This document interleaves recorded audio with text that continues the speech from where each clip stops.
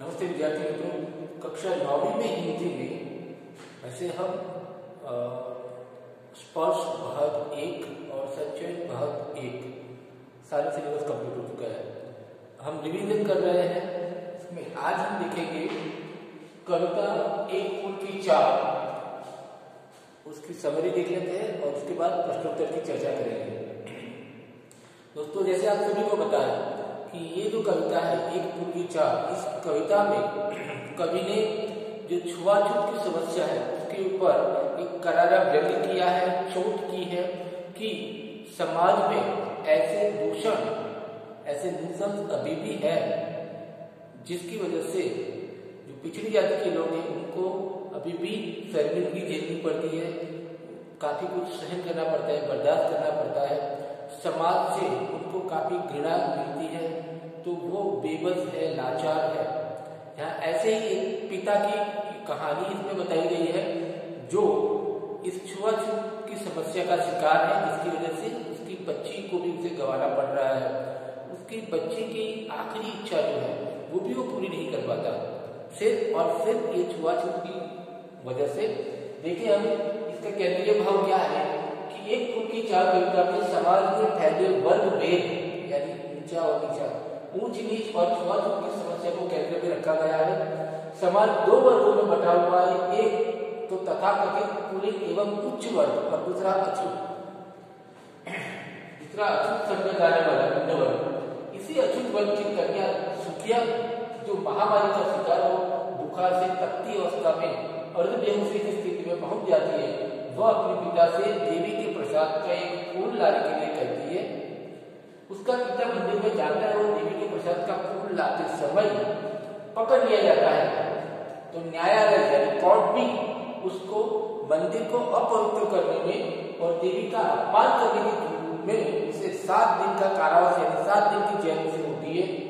इसी बीच उसकी बेटी जो है वो मर जाती है और जला दी जाती है।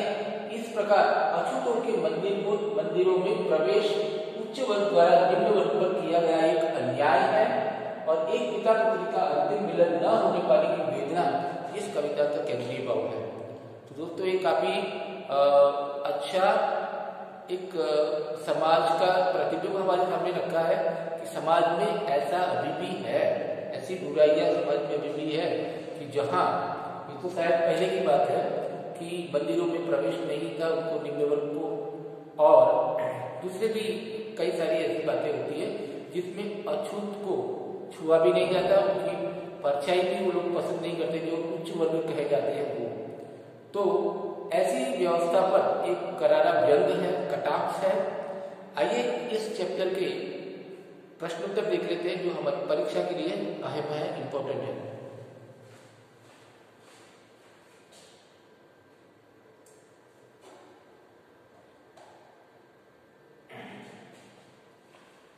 तो पाठ्य पुस्तक के प्रश्न अभ्यास, पहला सवाल है निम्नलिखित प्रश्नों के उत्तर दीजिए। जिसमें पहला है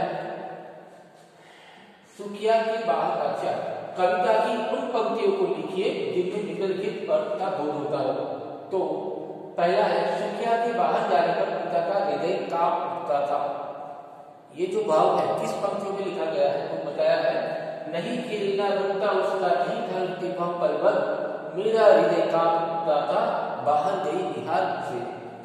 दूसरा भाव है पर्वत की चोटी पर स्थित मंदिर की अनुपम शोभा। पर्वत की चोटी के ऊपर मंदिर की शोभा है, वो दिखाने वाली पंक्तियां कौन सी हैं?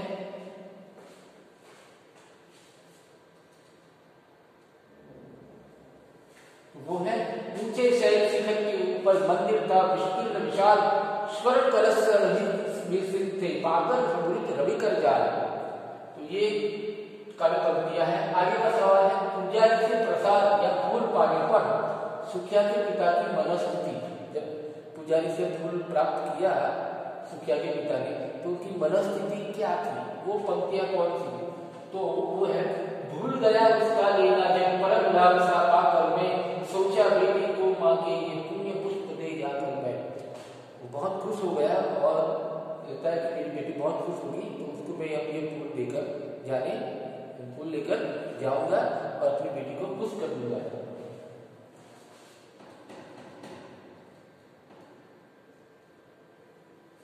पिता की वेदना और उसका पश्चाताप। उसकी बेटी जब मर जाती है तो उसकी जो वेदना है वो।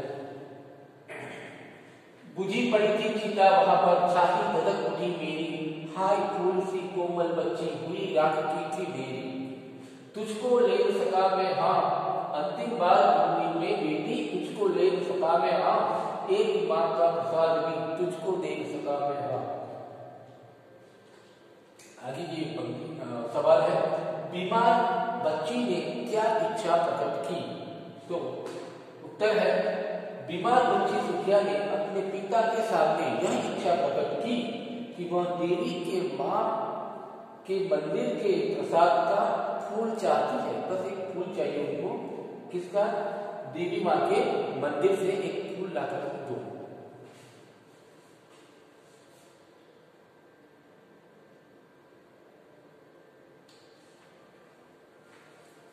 आगे का सवाल, सुखिया के पिता पर कौन सा आरोप लगाकर उसे दंडित किया गया? सुखिया के पिता को कौन से आरोप, कौन से जुर्म के तहत उनको पनिशमेंट मिली, सजा मिली, उसे दंड दिया गया? तो उत्तर है, सुखिया के पिता उस वर्ग से संबंधित था जिससे समाज अछूत समझता था। यानी सुखिया का पिता अछूत था। समाज के कुलीन तथाकथित भक्तों ने, कुलीन यानी नीचे कुल वाले, और तथाकथित सो कॉल्ड भक्तों ने, रियल में भक्त नहीं है, इसे तथाकथित कहा है, जो सही में ईश्वर के भक्त होते हैं वो सभी को समान रूप से देखते हैं, सभी में समानता देखते हैं। लेकिन यहाँ सो कॉल्ड भक्त जो ये समझते हैं कि सिर्फ ऊंचे वर्ग वाले ही मंदिर में प्रवेश कर सकते हैं, तो ऐसे तथाकथित भक्तों ने इस वर्ग के लोगों का मंदिर में प्रवेश वर्जित कर रखा था। वर्जित यानी बैन कर रखा था, रिस्ट्रिक्टेड कर रखा था। ऐसे लोगों ने किन लोगों का? अछूत लोगों का मंदिर में जाना वर्जित किया था, बंद किया था। सुखिया का पिता अपनी बेटी की इच्छा पूरी करने के लिए मंदिर में प्रवेश कर गया। मंदिर की पवित्रता नष्ट करने और देवी का अपमान करने का आरोप लगाकर उसे 7 दिन का कारावास, 7 दिन की जेल देकर के उसे दंडित किया गया, पनिशमेंट दी गई। तो आरोप कौन सा था?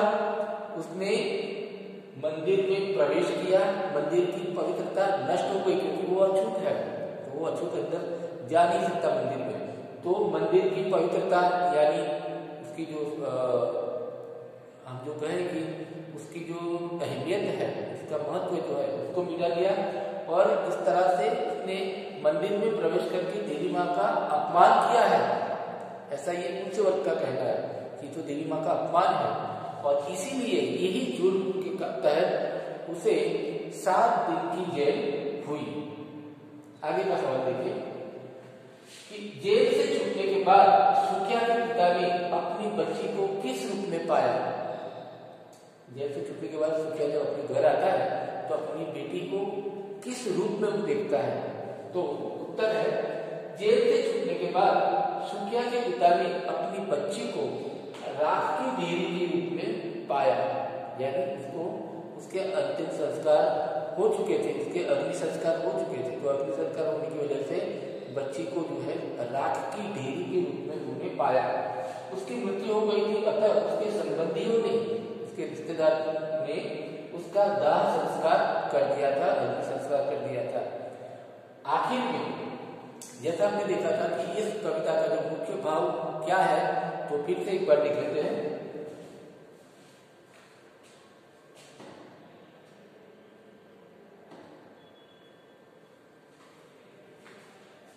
इस कविता का केंद्रीय भाव यानी सेंट्रल मॉरल जो है उसका, वो क्या है, वो हमें बताना है। इस कविता का केंद्रीय भाव अपने शब्दों में लिखिए। तो उत्तर है, केंद्रीय भाव, एक कुल की चाह कविता में समाज में फैले वर्गभेद, ऊंच नीच और छुआछूत की समस्या को केंद्र में रखा गया है। समाज 2 वर्गों में बटा हुआ है। हमारा समाज जो है, भारतीय समाज 2 वर्गों में बटा गया है, और एक है एक तथाकथित कुलीन और उच्च वर्ग, ये हाई कास्ट जो बोलते हैं वो उच्च वर्ग, और दूसरा अछूता समझे जाने वाला निम्न वर्ग। एक उच्च वर्ग और एक निम्न वर्ग। निम्न वर्ग कैसा है, जिसे अछूता समझा जाने लगा है कि जो जिसको छूना भी पाप है, जो हमको छू जाए तो वो भी पाप है, ऐसा समझा जाने वाला निम्न वर्ग समाज दो वर्गों में बांटा हुआ है। तो इसी अछूत वर्ग की कन्या यानी बेटी सुखिया, जिसका नाम सुखिया, जो महामारी का शिकार होकर बुखार से तपती अवस्था में अर्धबेहोशी की स्थिति में पहुंच जाती है, वह अपने पिता से देवी के प्रसाद का फूल लाने के लिए कहती है। ये शायद उसकी गलती है कि उसने मरते वक्त अपने अंतिम समय में उसने अपने पिता से सिर्फ एक यही इच्छा प्रकट की कि मुझे देवी माँ के मंदिर का एक फूल, एक प्रसाद मुझे ला करके दो। उसका पिता मंदिर में जाता है और देवी के प्रसाद का फूल लेकर आते समय पकड़ लिया जाता है। न्यायालय भी मंदिर को अपवित्र करने तथा देवी का अपमान करने के जुर्म में उसे 7 दिन का कारावास देता है, 7 दिन की जेल करवाता है। इसी बीच उसकी पुत्री मर जाती है और उसका अग्नि संस्कार किया जाता है, जला दी जाती है। इस प्रकार अछूतों के मंदिर में प्रवेश उच्च वर्ग द्वारा निम्न वर्ग पर किया गया एक अन्याय है। एक पिता पुत्री का अंतिम मिलन न होने पाने की वेदना एक कविता का केंद्रीय भाव है, मुख्य भाव है। तो इस प्रकार हमने देखा इस चैप्टर में जो केंद्रीय भाव क्या है कि यहाँ जाति भेद जो है उच्च वर्ग और निम्न वर्ग, उच्च वर्ग की ओर से निम्न वर्ग को जो अन्याय है वो है, और इस दूषण की वजह से, इस बुराई की वजह से, छुआछूत की समस्या की वजह से एक बाप जो है वो अपनी बेटी के अंतिम समय में भी दर्शन नहीं कर पाता, मिलन नहीं हो पाता, उसकी वेदना इस कविता का केंद्रीय भाव है, मुख्य भाव है। कुछ विशेष प्रश्न भी है, वो देख लेते हैं। प्रश्न यह है कि महामारी अपना प्रचंड रूप किस प्रकार दिखा रही थी। कविता की शुरुआत में ही ये प्रश्न है, ये सीन बताया गया है कि शुरुआत में ही महामारी किस तरह से फैली हुई थी, उस वक्त की बात है, तो उसका वर्णन किस प्रकार से किया गया है। तो उत्तर है, बस्ती में महामारी दिन प्रतिदिन बढ़ती जा रही थी। जिस तरह से हम कोरोना की बात करें, ये महामारी है जहाँ ज्यादातर लोग मर रहे हैं, ज्यादातर लोग बीमारी के शिकार हो रहे, मर रहे, ऐसी महामारी दिन प्रतिदिन बढ़ती जा रही थी। यहाँ कई बच्चे इसका शिकार हो चुके थे। जिन माताओं के बच्चे कभी इसका शिकार हुए थे, उनका रो रो कर बुरा हाल था। उनके गले में से क्षीण आवाज पतली सी आवाज निकल रही थी। उस क्षीण आवाज में हाहाकार मचाता हुआ उनका अपार दुख था, बहुत ही दुख था। महामारी के इस प्रचंड रूप में चारों ओर करुणा यानी ट्रेजेडी और रुदन सुनाई दे रहा था। आगे का प्रश्न, पिता सुखिया को कहाँ जाने से रोकता था और क्यों? तो पिता सुखिया को बाहर जाकर खेलने से मना करता था, क्योंकि बस्ती में महामारी अपने प्रचंड रूप में हाहाकार मचा रही थी। इस महामारी की चपेट में कई बच्चे आ चुके थे। तो सुखिया अपनी बच्ची से बहुत प्यार करता था, उसे डर था कहीं सुखिया महामारी की चपेट में न आ जाए। इसके लिए उसके पिता उसे बाहर जाने से रोकते थे।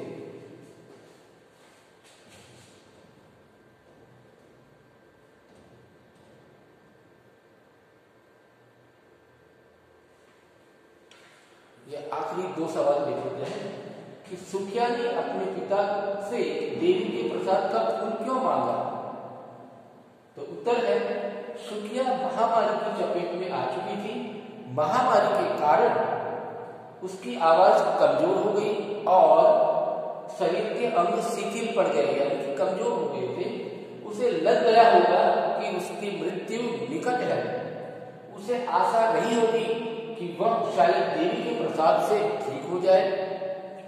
बीमार आदमी की दशा में वह स्वयं तो नहीं जा सकती थी, इसलिए उसने देवी के प्रसाद का फूल मांगा। आखिरी सवाल, इस कविता में मंदिर की भव्यता और सौंदर्य का वर्णन अपने शब्दों में कीजिए। इस कविता में किया गया है। उत्तर है, देवी का विशाल मंदिर ऊंचे पर्वत की चोटी पर स्थित था। यह मंदिर बहुत बड़ा था। मंदिर की चोटी पर सुंदर सुनहरा कलश था जो सूर्य की किरणें पड़ने से कमल की तरह खिल उठता था। वहां का वातावरण धूप दीप के कारण सुगंधित था। अंदर भक्तगण यानी भक्तों का समूह जो है वो मधुर स्वर में देवी का गुणगान कर रहे थे। तो इस प्रकार ये मंदिर की भव्यता सौंदर्य का वर्णन है। तो दोस्तों आपसे निवेदन है कि ये रिवीजन आप करते रहे और जो भी वीडियो है देखिए और प्रश्नोत्तर को समझिए, अपनी नोटबुक में कॉपी करिए। धन्यवाद।